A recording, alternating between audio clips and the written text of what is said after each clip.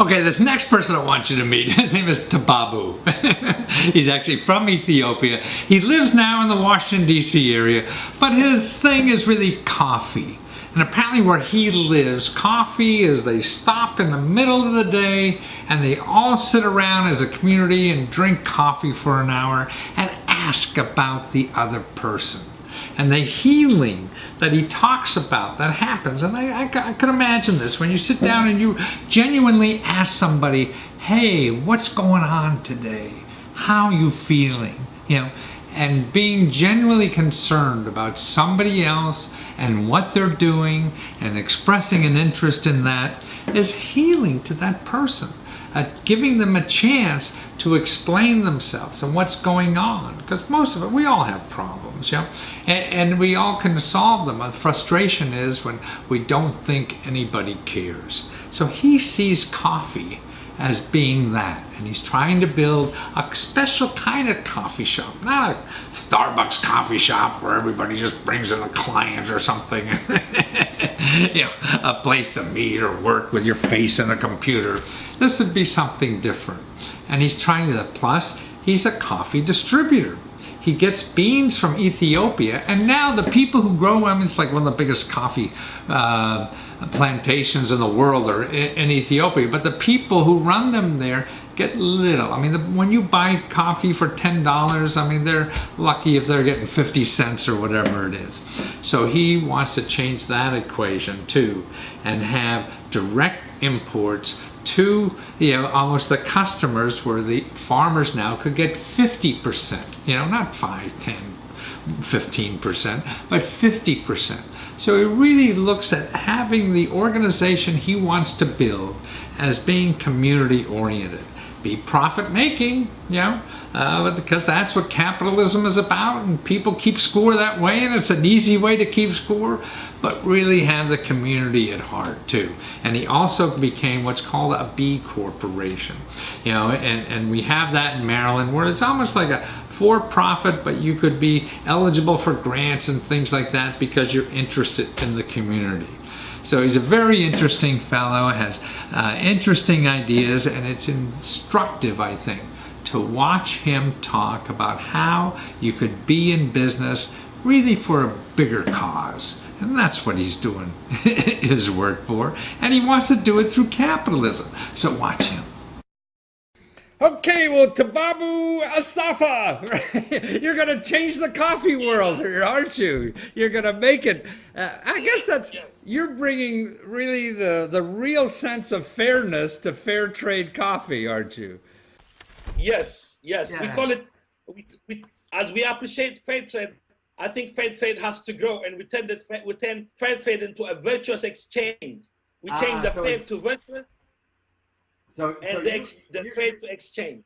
so it's going to be an exchange, and you are going to be, well, actually, you're raising money for it. You've been doing this for 2 years or so. You're the first B corporate, the second. I'm sorry, you were almost the first by 20 minutes. B corporation. So really, you set up a business that really not only is helping the people that are growing beans in Ethiopia, but the whole community in the United States or the world, or whatever you're going to do, aren't you? Yes, it's a business for the community, by the community, Yeah. and inspired and fueled by the purchasing and investment power of the community, and fueled by the social capital of the community. Well, what's interesting to me is that when you explain how, you know, the people actually grow the beans, get like a penny on the dollar of a cup of coffee. A penny on the dollar, and they live in poverty in the Garden of Eden. Yeah. Wow. Huh. In the Garden of Eden, it's amazing. It is really shocking. If you travel to the coffee growing region, your heart will be broken into pieces. Really? Huh. Yeah, kids And running around barefoot, kids drinking from a river, kids wow. not going to school while their parents work hard. Wow. And they're supplying the coffee to the world, and you say Guatemala, I mean, not Guatemala, but Ethiopia has the best coffee in the world. Yes, the mother of all coffee comes from Ethiopia. How many people are working in coffee in Ethiopia? You said Oh, I'm working with one union that has 240,000 small coffee farmers. 240,000. That's just One one union. union. I'm working with. I'm working in partnership with. So with your venture, you're looking to actually give them almost 400 times, 500 times. Yes, I want them. I want them to be my partners. You know, Nike gives so much money to Michael Jordan and Tiger Woods, right? Right. By using them as they are my Tiger Woods and they are my Michael Jordan. Oh, but it's sharing the profits with them, and Yes. but what you're doing is cutting out all the other middlemen that used to get all these profits, right? Yeah, exactly. By giving them not only the profit, we also want to give them investment opportunity so they become our partners. So now the grower will have a percentage of your business, so to speak, as you distribute this coffee around the United States, around the world. So you're going right to the grower, and you're going to roast and sell To the world. Yeah. Yeah. Wow. Well, why doesn't everybody else do this? Why haven't other businesses done this? Or is it because there's too many greedy middlemen doing this? Yeah, exactly. Soon everybody will get into the business. I just happen to be the lucky one to be the first. But also you have a way to people help you do this too on Indiegogo, right? The crowdfunding site. So people could go to Indiegogo or actually go to your website, blessedcoffee.us, right? And so you're looking for people to contribute to the project to help not only coffee growers, but I mean, what's so interesting about what you're talking about, how in your country, Ethiopia, is really coffee brings the whole community together. Yes, it's a social beverage, authentically, organically. It's a social beverage. Communities will get together once a day and sit in a circle, brew coffee 3 times, as they transact about their social being and welfare, and they ask about each other's well-being. Literally about an hour and a half on a daily basis, from the city to the village, people come together to share their stories around a beverage. That culture we would like to bring here. Well, that's better than watching stupid TV, isn't it? Oh yes, because it's interactive. It's amazing how much you heal when a neighbor asks you, how are you doing? And you tell the truth and he tells you otherwise. There is as a nurturing component to it. You become part of a whole. That's those words I think you said are very important. I mean, how healing it is when someone genuinely asks, how are you doing?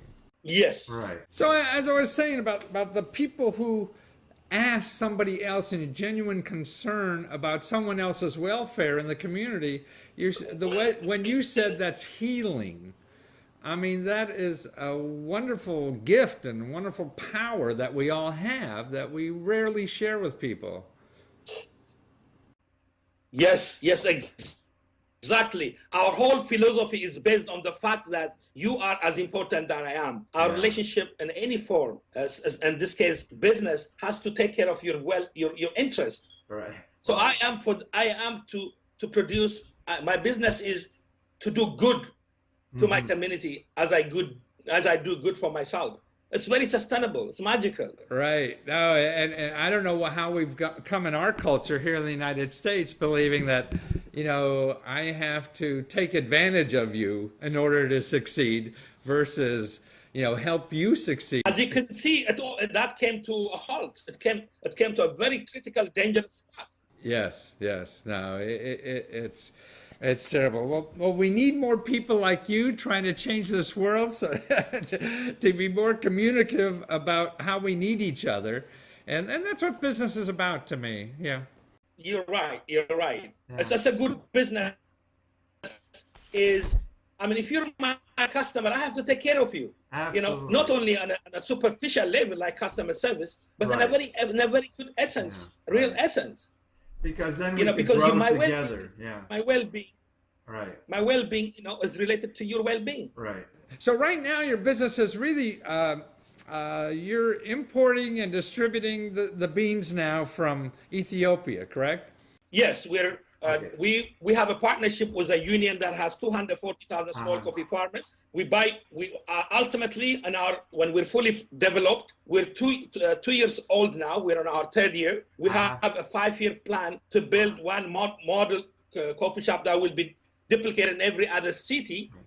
So that's what you're And raising money for. the vision is right now. No, right now I'm doing the first phase of a cafe. I see. That will grow to a big cafe that will be eventually duplicated. We're taking it slowly, and in the bosom of the community, we're showing it just like a tomato in the garden. We're raising it with community love. Well, right in front of everybody. You have wonderful words to explain all this. You know, the bosom of the community. I mean, you know, most entrepreneurs don't talk this way, but that's what life really is. You know, the way you talk about it, and so your project on Indiegogo is really fundraising for that new exchange you're going to build, right? Yes, exactly. For the cafe and the roasting, the small cafe and a small roasting plant to start with. Right. So far, for the last 2 years, we sold at a farmer's market, community organization, festivals, and events like that. Now, after 2 years of working on the street under a tent, now we're ready to open our little coffee shop. That's wonderful. And so, blessedcoffee.us, that's how we find you or contribute to your campaign. Find us at blessedcoffee.us, right? And you can have our story. And then you can give you a link to our campaign on Indiegogo. Right. And if you also Google Blessed Coffee Indiegogo, it will get you to that. Wonderful. So that's another way. And you've been in the White House with this idea. I mean, they congratulated you for this. I mean, the whole community is really saying, you know, this is good. We need this, right? Yes, yes. The White House gave us a Champion of Change Award in 2012. Right. Well, good for you. Well, you're a great man, you know, Tabubu, and thank you for doing this. And I can't wait to come and share a coffee with you. Thank you, thank you, thank you. I need to tell you about my background. You know, I grew up aspiring to be a filmmaker, a storyteller. Really? I studied film, I studied photography, and my first entry to the issue was to tell the story of the problem. And then my wife and I said, instead of telling people, why don't we just do it and show it to them? Solve the problem. And as a result, my title in the company is founder and chief storyteller. Wonderful. That's very apropos. Yes. Well, thank you again, Tabubu. And I can't wait to hear more stories. Thank you very much. Okay. Take care. I thank you very much for your interest, and I like your energy. Please keep it up. We need people like you to connect us so that we can grow. Oh, that helps. Thank you, Mr. Lesko. Bye. See, so think of your business too. That there's 1,000 ways to do business. You just have to, you know, dig as much money out of the ground as you possibly can before you die. There's other ways of doing this stuff, you know. And he's an example of how you can do it.